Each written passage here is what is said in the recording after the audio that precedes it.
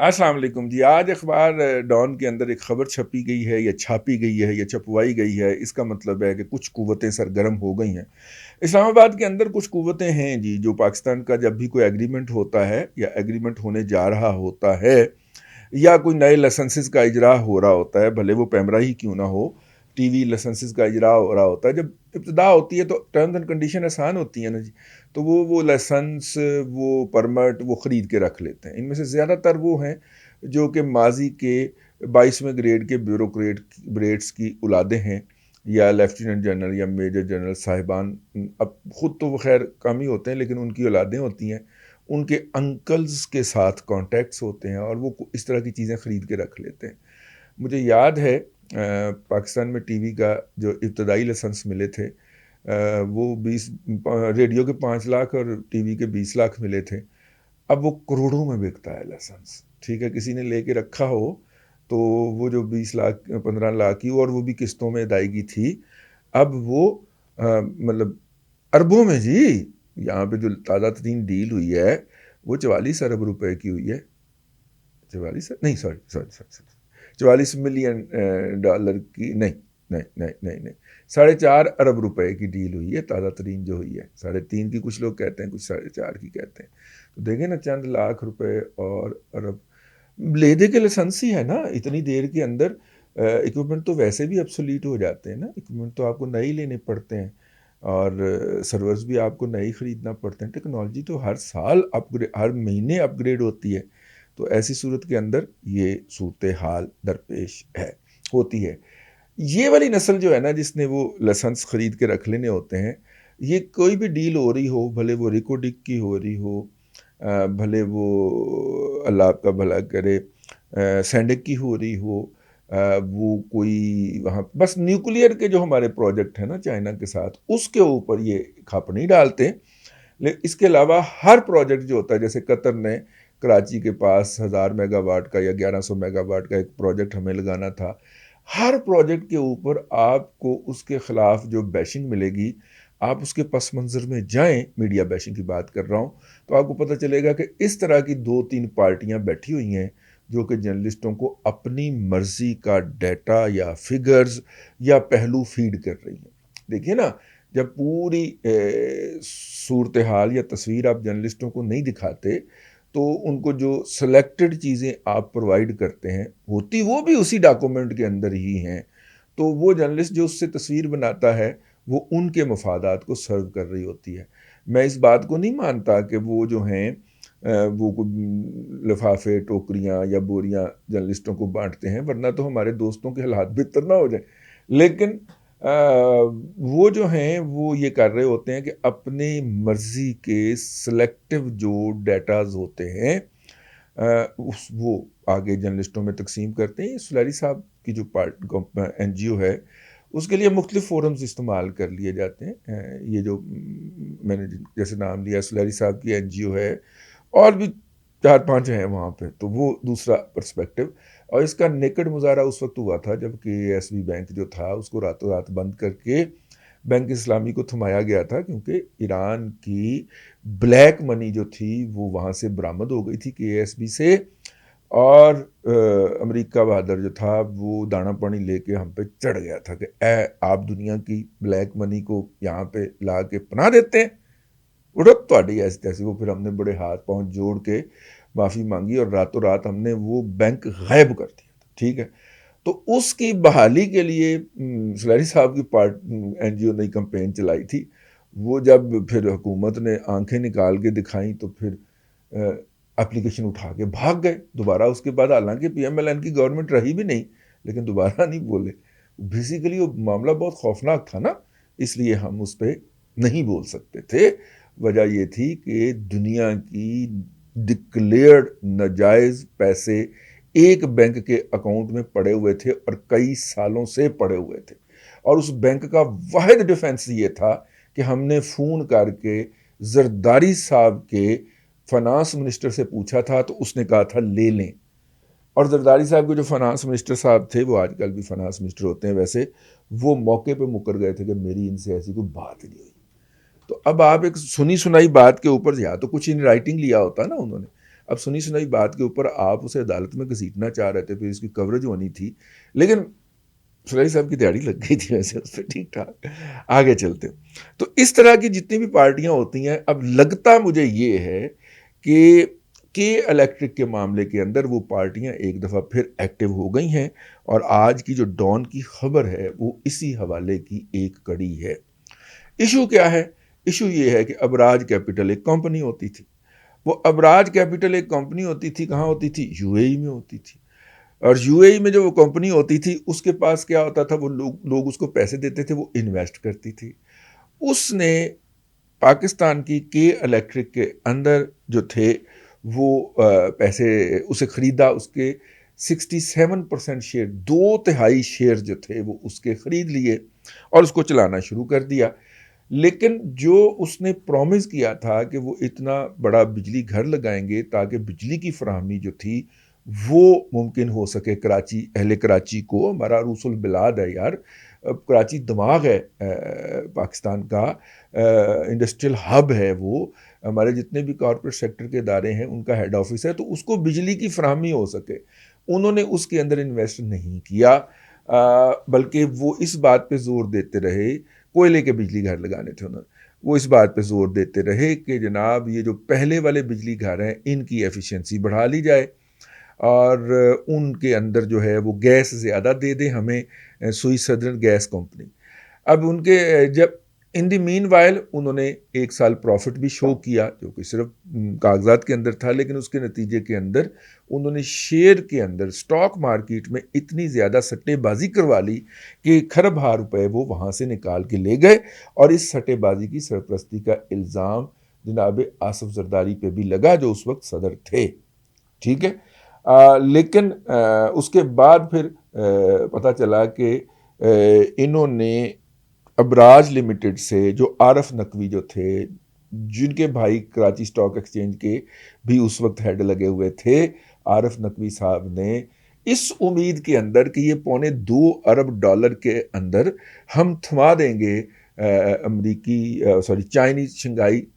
Power electric power کو، China کی company جو ہے اس کو تھما دیں گے اور وہ پیسے ہم ڈال دیں گے ابراج کے اندر. انہوں نے ابراج میں سے پہلے پیسے نکال کے ادھر ادھر کر دیے، بچے کا جو تھا وہ ایک بہت بڑا برانڈ سیٹل کر دیا بیٹے کا، بیٹی کو بھی دیے پیسے، اس نے بھی فرانس میں جا کے لمبا سارا بزنس، خواتین بزنس کا کام شام سیٹ کر لیا. تو ادھر پھڈا پڑ گئے. ادھر پھڈا یہ پڑا کہ جب یہ انہوں نے شنگھائی الیکٹرک کے ساتھ ابراج نے معاہدہ کر لیا تو انہوں نے ایسی چیزیں اس میں لکھ کے دے دیں جو وہ ایک پرائیویٹ کمپنی تھے، تو پرائیویٹ کمپنی ہی نا، پرائیویٹ کمپنی کے طور پہ لکھ کے نہیں دے سکتے تھے، جس میں انہوں نے یہ یقین دہانی کروا دی اپنی طرف سے کہ سوئی سدرن آپ کو گیس کی فراہمی جاری رکھے گی، جس کے اندر انہوں نے یقین دہانی کروا دی کہ جو ہے وہ اپنا اللہ بھلا کرے جو ہے وہ اتنا آپ کو بجلی کی قیمت میں اضافہ ملے گا. چونکہ ملے یا نہ ملے یہ تو بعد کی بات ہے، یہ باتیں وہ تھیں جو کہ subject to the approval of regulatory bodies تھیں جو کہ اس نے لکھ کے دے دی. جب یہ معاہدہ فائنل ہونے لگا تو نجکاری کمیشن کے جو سیکرٹری تھے اس وقت کے، ان کا نام اس خبر میں لکھا ہوا ہے، علی صاحب ہیں، انہوں نے کہا کہ بھائی جان یہ آپ کا جو معاہدہ ہے یہ تو ہمیں دکھائیں، اس میں ہے کیا؟ تو انہوں نے کہا کہ جناب معاہدہ دکھانے سے اس وقت $1 بلین کے قریب $800 ملین کے قریب سوئی سدرن گیس کمپنی کا جو لائبلٹی تھی یا جو ذمہ داریاں تھیں، اور اس وقت ڈالر 100 کا تھا، 102 کا یا 105 98 پہ لے کے آئے تھے نا اپنا اسحاق ڈار صاحب. ٹھیک ہے، تو وہ 100 کا ڈالر ہی سمجھ لیں ایٹ این ایوریج، تو 100 کے ڈالر پہ تقریباً 80 ارب روپیہ جو تھا وہ گیس کے لائبلٹیز جو تھیں وہ واجب الادا تھیں. تو یہ جو علی صاحب ہیں، ان جیسے لوگ بیوروکریٹ کا تو کام ہوتا ہے نا قومی مفاد کی حفاظت کرے. انہوں نے کہا جی آپ ہمیں پہلے وہ سیل ڈیڈ تو دکھائیں. تو اس کے باوجود کہ پہلے یہ گھومتا رہا کہ جی سیل ڈیڈ دکھائیں، وہ کہتے ہیں ہم نہیں دکھائیں، یہ تو ہماری کانفیڈینشیل ڈاکومنٹ ہے. وہ علی صاحب فرماتے ہیں کہ جب پھر میں پاور کا سیکرٹری بنا تو وہاں پہ مجھے وہ ڈیل ملی اور اس کے اندر یہ چیزیں لکھی ہوئی تھیں. اب ان کے اوپر تنقید ہے شاہد خاقان عباسی صاحب کی، اور شاہد خاقان عباسی صاحب کہتے ہیں کہ جناب اس بندے نے ہماری جو پرائیویٹائزیشن کا عمل تھا اس کو روک دیا، اور ہماری یوٹیلیٹیز کے اندر جو فورن انویسٹمنٹ آنی تھی وہ رک گئی، کیونکہ اگر یہ ڈیل تھرو ہو جاتی تو پھر مزید کمپنیاں بھی آتی۔ شاہد خاقان عباسی صاحب اپنی جگہ پہ درست ہو سکتے ہیں، ہمیں کسی کی نیت کے اوپر حملہ کرنے کا کوئی حق حاصل نہیں ہے، لیکن اس میں ہوا کیا، اس میں جو تھی وہ تلی گئی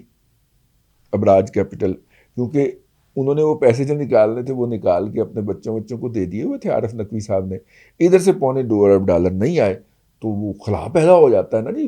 فلو جو چل رہا ہوتا ہے اس کے اندر ویکیوم آ جاتا ہے، اور اس ویکیوم کے اندر نہ کسی نے آواز لگا دیتی اوئے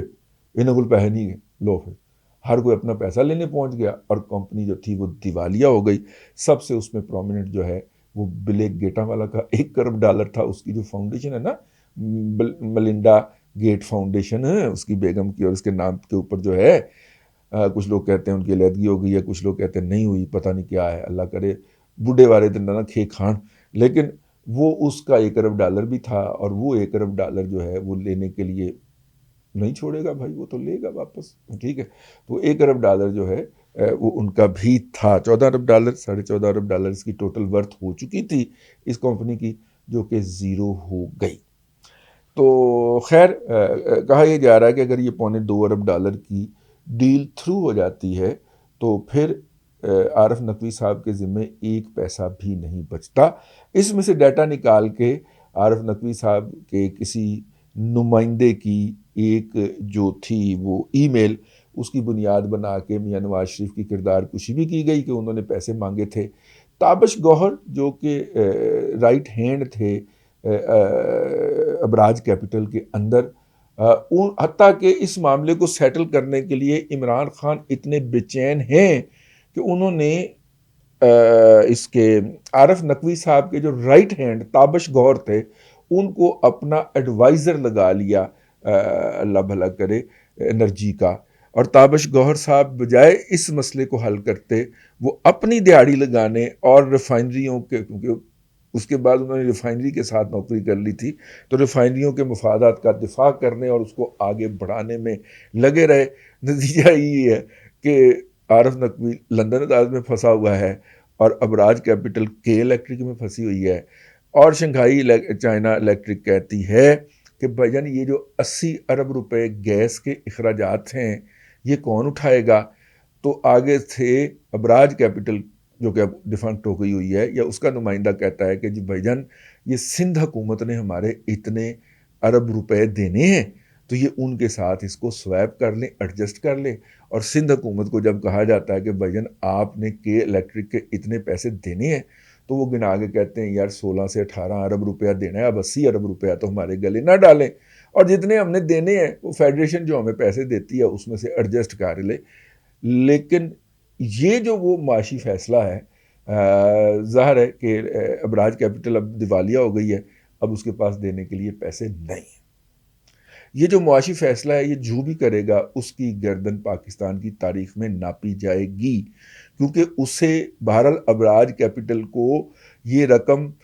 آدھی پونی جتنی بھی ہوگی، ٹھیک ہے، فرض کرے اگر وہ 18-20 ارب نہیں ہے، یار سندھ گورنمنٹ والے جھوٹ کہتے ہیں، اس سے ڈبل بھی کر لیں آپ، اور چلیں 40 ارب روپیہ کر لیں، پھر بھی 40 ارب روپے جو معاف کرنے ہیں تاکہ یہ ڈیل ہو سکے، وہ کسی کی گردن میں تو پھندا پڑے گا نا سر، کیونکہ جو کمپنی ہے وہ ایگزسٹ ہی نہیں کر رہی، ٹھیک ہے، وہ صرف اس کے، آپ کہیں گے ایگزسٹ نہیں کر رہی تو پھر وہ پلیٹ کیسے کر رہی؟ وہ بھائی جان وہ گورنمنٹ کے بندے آگے بیٹھ گئے نا، انہوں نے کمپنی کا انتظام سنبھال لیا نا، اب وہ کر رہے ہیں نا۔ عارف نقوی صاحب تو جیل میں ہیں، وہاں پہ جیل ویسی ہوتی ہے، ٹھیک ہے، اور وہ اگر امریکہ کے حوالے نہیں بھی ہوتے تو وہ لندن رہیں گے، اب ان کا کوئی ارادہ نہیں ہے، اتنے کے پیسے انہوں نے سائفن آؤٹ کر لیے ہوئے ہیں کہ ان کا اور اگلی نسلوں کا بھلا ہو گیا ہوا ہے۔ تو اس لیے یہ جو ہے سلسلہ یہ ہے، آج کی خبر چھپی اور جس طرح اس کے اندر سلانٹ ماری گئی تو مجھے لگا کہ کسی کا بیٹا یا کسی کی بیٹی ریٹائرڈ بیوروکریٹ کا جو ہے، یا سول اور دوسرے بیوروکریٹ دونوں کا وہ پھر ایکٹیو ہوا ہے اس ایشو کے اوپر. 2 کتابیں بھی چھپ چکی ہیں, ایک لندن سے ایک امریکہ سے. لندن سے چھپنے والی کتاب میں عارف نقوی کو فرشتہ ثابت کیا گیا ہے, امریکہ سے چھپنے والی کتاب کو عارف نقوی کو ابلیس ابن ابلیس ثابت کیا گیا. دونوں کتابیں گوروں نے لکھی ہیں. اور تہاڈا کی خیال ہے کہ گوریاں میں جو ہارون رشید نہیں ہوندے پیسے لے کے کتاب لکھن والے, ٹھیک ہے, تو وہاں پہ بھی ہارون رشید پائے جاتے ہیں اور اسی تم تراک کے ساتھ پائے جاتے ہیں. اور اسی طرح ٹی وی پہ بیٹھ کے وہ بھی جو ہوتی ہے وہ بس آگے گستاخی ہو جائے گی. تو خیر اب کے لیے اتنا ہی. ہوشیار رہنا اور آپ نے واچ کرتے رہنا ہے کہ یہ جو خبریں آ رہی ہیں ان کا اینگل کیا ہے, ٹھیک ہے. اب تھوڑا سا حکومت پاکستان کو اس کے اندر ولن ثابت کر کے اور ماضی کی حکومتوں کے غلط فیصلے ثابت کر کے یہ ڈیل نکلوانے دی جا رہی ہے. لیکن اگر یہ ڈیل نکلنا اتنا آسان ہوتا تو تابش گور صاحب نکال لیتے اس کو, ٹھیک ہے. اگر وہ نہیں نکال پائے تو اس کا مطلب ہے یہ بہت مشکل کام ہے. اس میں کسی نہ کسی کے سارے یہ 40-50-60 ارب روپیہ ڈالنا پڑے گا, ورنہ یہ یوں ہی لٹکا رہے گا. اللہ آپ کو آسانیاں عطا کرے اور آسانیاں خلق خدا میں تقسیم کرنے کی توفیق عطا کرے.